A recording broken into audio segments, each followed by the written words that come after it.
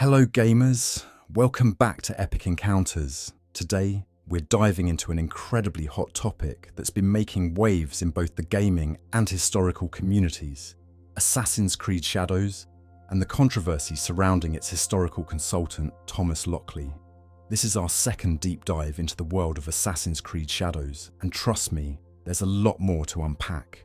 So let's get right into it.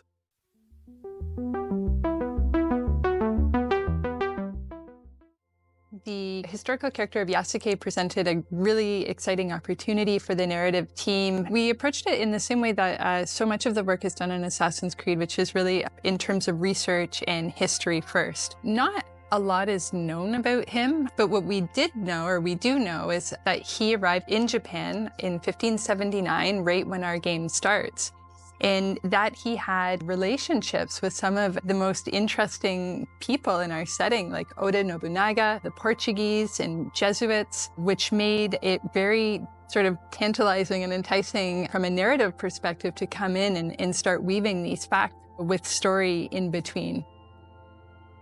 Yassuo can fight with all his advantage, his stature, like he's a big guy, he can break door, he can fight multiple enemies, he can break armor. Naue, who's very intense and passionate and determined woman who is very set on her goals. She's kind of got her heart on her sleeve and she'll say what she feels in the heat of the moment in this intensity. Assassin's Creed Shadows is one of the most anticipated games in the Assassin's Creed franchise, a series that has captivated gamers worldwide with its blend of historical events and action-packed gameplay. When Ubisoft first announced Shadows, fans were thrilled at the prospect of exploring feudal Japan, a setting that many had been clamoring for since the series began. The idea of donning the robes of a samurai or a ninja, navigating the complex world of shoguns, and experiencing the rich tapestry of Japanese history was nothing short of a dream come true. But as we know, reality has a way of complicating things. Ubisoft, known for its meticulous approach to historical accuracy, hired historian Thomas Lockley as a consultant to ensure that Assassin's Creed Shadows would be as authentic as possible. Lockley, who had previously gained attention for his work on Japanese history, seemed like the perfect choice to guide the game's narrative.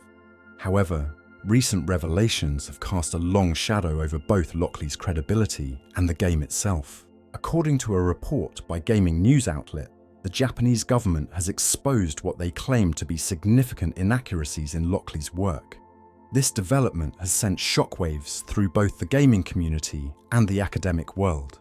Ubisoft, which had been promoting Lockley's involvement as a guarantee of historical accuracy, now finds itself in a difficult position. The company must now address these concerns, or risk tarnishing the reputation of one of its most beloved franchises. So, what exactly is the controversy all about? To understand the gravity of the situation, we need to take a closer look at Thomas Lockley's background and the specific claims that have been called into question. Lockley is perhaps best known for his book, African Samurai, the true story of Yassuo, a legendary black warrior in feudal Japan, which tells the story of Yassuo, an African man who served as a samurai under Oda Nobunaga. The book was well received in some circles for bringing attention to a little-known chapter of Japanese history. However, it also faced criticism for its speculative nature and for taking liberties with historical facts. The Japanese government's recent statements have only added fuel to the fire. They argue that Lockley's portrayal of certain events and figures in Japanese history is not only inaccurate, but potentially misleading. This isn't just about minor errors or artistic license.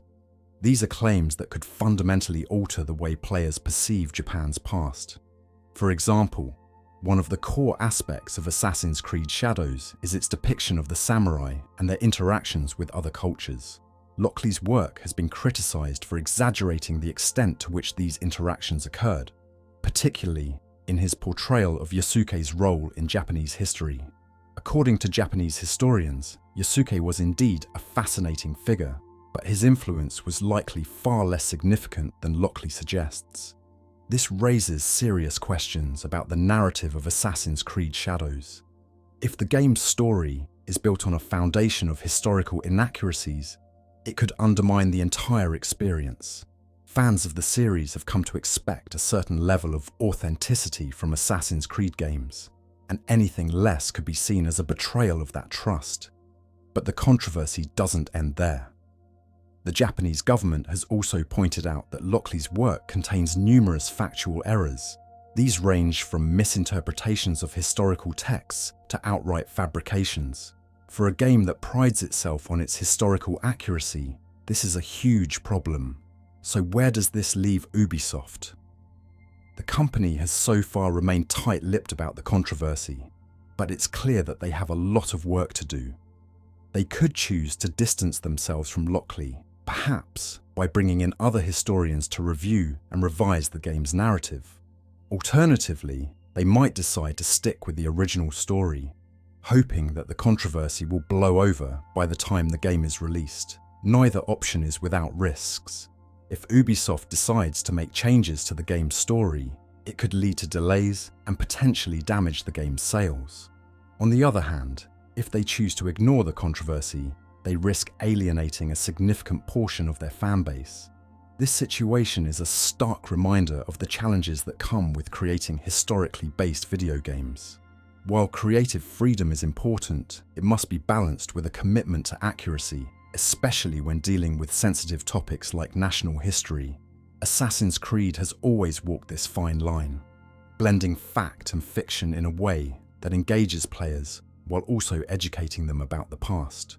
But in the case of Shadows, it seems that line has been crossed. Let's talk about the implications of this controversy on the gaming industry as a whole. Assassin's Creed has been a trailblazer in bringing history to life in a way that's both entertaining and educational. The series has tackled a wide range of historical periods, from the Crusades to the American Revolution, and in doing so, it has introduced millions of players to aspects of history they might never have encountered otherwise. But with that influence comes responsibility. When a game like Assassin's Creed Shadows claims to represent a real historical period, it carries with it the weight of expectation. Players expect the game to be not just a fun experience, but also a window into the past. When that window is clouded by inaccuracies, it can distort our understanding of history. This isn't just a problem for Ubisoft. It's an issue for the entire gaming industry. As games become more sophisticated and more capable of telling complex stories, the pressure to get the details right increases. Historical games are not just entertainment. They are also a form of cultural expression. They shape the way we see the world and our place in it. This controversy also highlights the importance of academic rigor in game development. While it's tempting to prioritize entertainment over accuracy, especially in a medium as fast-paced as video games, developers must be careful not to sacrifice truth for the sake of a good story. This is especially true when dealing with cultures and histories that may not be as well known to the game's audience. Inaccuracies can perpetuate stereotypes, misinform players, and ultimately do a disservice to the very history the game is trying to honor. For Ubisoft, the stakes are particularly high. The Assassin's Creed series is one of their flagship franchises, and its reputation for historical accuracy is a key part of its appeal. If that reputation is damaged, it could have long-lasting effects on the series and on Ubisoft as a whole. But let's not forget the other side of the coin. While historical accuracy is important, so too is the creative freedom that makes video games such a unique medium. Games like Assassin's Creed don't just tell us about history, they allow us to experience it in a way that no other medium can. They let us step into the shoes of historical figures, explore ancient cities, and participate in events that shape the world. This immersive experience is what makes games so powerful, and it's something that should be preserved. But it's a delicate balance. Lean too heavily on creative license, and you risk distorting the past. Focus too much on accuracy, and you might lose the sense of adventure that makes these games so compelling. So, what's the solution? Perhaps the answer lies in transparency.